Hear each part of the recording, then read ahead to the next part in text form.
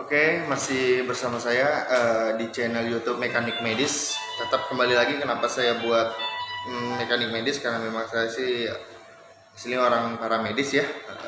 Ini background saya. Kali ini saya mau membahas tentang mobil susah di starter. Ya, mobil susah di starter, khususnya mungkin mobil tua sebenarnya ya, pada mobil muda juga bisa, dan mobil muda lebih khususnya lebih cenderung ke sensor ya. Kalau untuk mobil tua umumnya ya yang lebih jarang, tidak terlalu banyak sensor dan sistemnya ya. Jadi apapun mobilnya, mau mobil tahun 90-an, mau mobil 2000 awal ya, yang namanya susah di starter, ikutin aja kriteria-kriteria ini. Insya Allah bisa membawa bisa menemukan permasalahannya ya. Yang pertama, penyebab mobil susah di starter itu aki ya. Kita nggak terlepas dari aki dulu. Akinya melemah mungkin udah berapa tahun, udah setahun 2 tahun, atau airnya habis atau kering kah ya. Selain dari aki juga, pemicu kenapa bisa aki lemah itu karena dari dinamo ampere. Dinamo ampere untuk mengecas ya, ketika mesin hidup dinamo ampere akan bekerja mengecas aki ya. Jadi aki itu akan kembali lagi, tenaganya akan kembali lagi, tegangannya sesuai standarnya 12 volt ya. Kalau dinamo ampere error itu tandanya gini aja. Mulai ketika Anda hidup mesin nih, tempelkan aja ke dekat pambel kan, ketika dia muter itu kan di ujungnya ada bulatan dikit, besi aja, besi, tempelin besi. Kalau dia lengketnya kuat berarti masih bagus, tapi kalau misalnya dia nggak kuat, lemah, bahkan nggak lengket, nggak narik, itu kayak besi berani ya, berarti ada bermasalah. Itu aja. Yang kedua, atau pakai ampometer ya, bisa dicek kerusakannya di mana. Itu dia untuk masalah yang aki sama dinamo ampere. Yang kedua itu permasalahannya putusnya atau rusaknya relay engine atau ECU ya. Di dalam mobil itu kan ada relay, ada beberapa ya, khususnya untuk engine ECU-nya ya. Engine bagian ECU-nya gitu, itu di bagian depan mesin ya, biasanya depan mesin, di dalam mesin, di kap mesin itu di dalamnya itu ada box screen, itu bisa dilihat di bagian relay engine-nya atau relay ECU-nya ya. Yang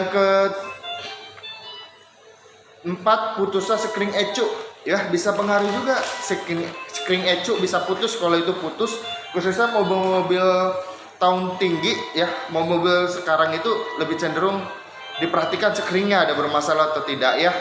Kalau dia putus, otomatis pasti tidak akan bisa di starter mobil.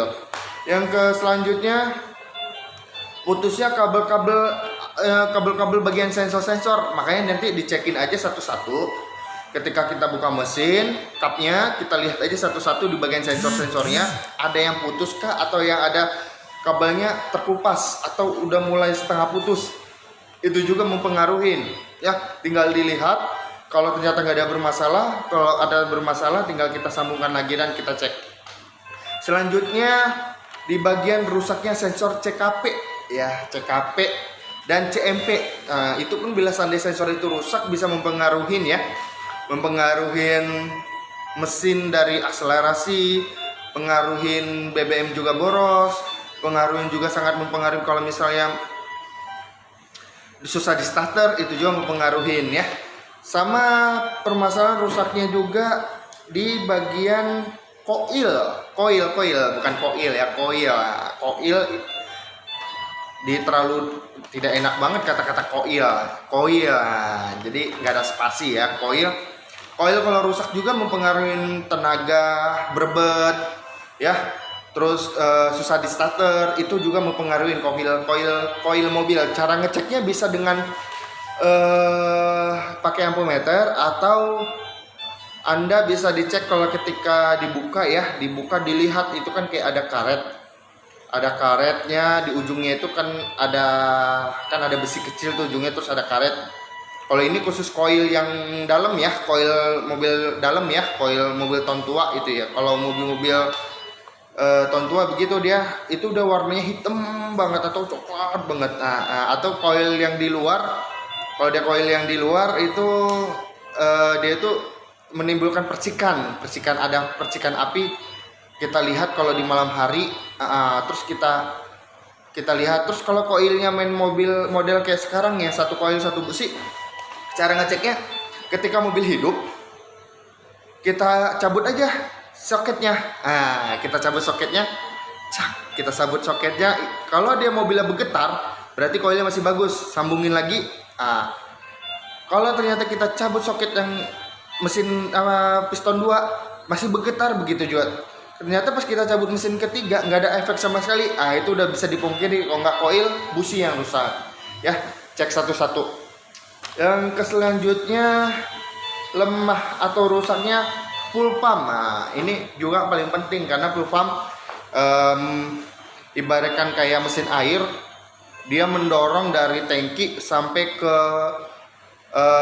injektor ya. Karena kalau lemah dia otomatis aliran bensin juga tidak bakal tersampaikan dengan sempurna. Bisa makanya terjadi dengan berebet ya, nembak-nembak dan susah di starter ya. Itu juga khususnya makanya banyak yang harus kita perhatikan kalau mobil kita susah di starter. Yang selanjutnya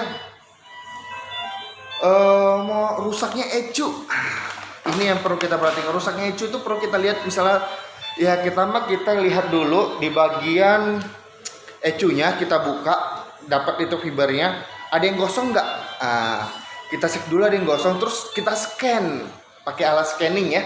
Pakai alat scanning itu kita scan dulu bermasalahnya di mana gitu. Jadi harus kita bener-bener ya, kalau ternyata nggak ada yang gosong dan kita scan ecunya nggak ada masalah, ya udah oke. Begitu juga tadi balik lagi ke sensor CKP dan CMP, bisa kita scan juga ya. Bisa kita scan juga itu untuk mengetahuinya dia error atau tidak. Terus satu lagi, yang terakhir nih, mungkin khususnya mobil yang sudah pernah overheat ya, tapi belum dilakukan servis besar atau di overhaul ya, namanya overhaul, sehingga mempengaruhi kinerja sistem kinerjanya ya. Itu juga harus dipertimbangkan. Makanya mobil yang sudah pernah riwayat overheat tapi belum di overhaul, dan bahkan kalaupun mobilnya udah overheat biasanya susah hidup itu, dan bahkan nggak bisa hidup ya. Itu aja sih. Mungkin itu aja yang bisa saya bantu. Tidak lupa dari nanti saya ketik di kriteria-kriterianya apa aja. Semoga bermanfaat bagi rekan-rekan dan om-om sekalian. Jangan lupa subscribe video saya, YouTube saya, dan bagikan ke rekan-rekan yang membutuhkan, dan nyalakan loncengnya. Sekian dan terima kasih.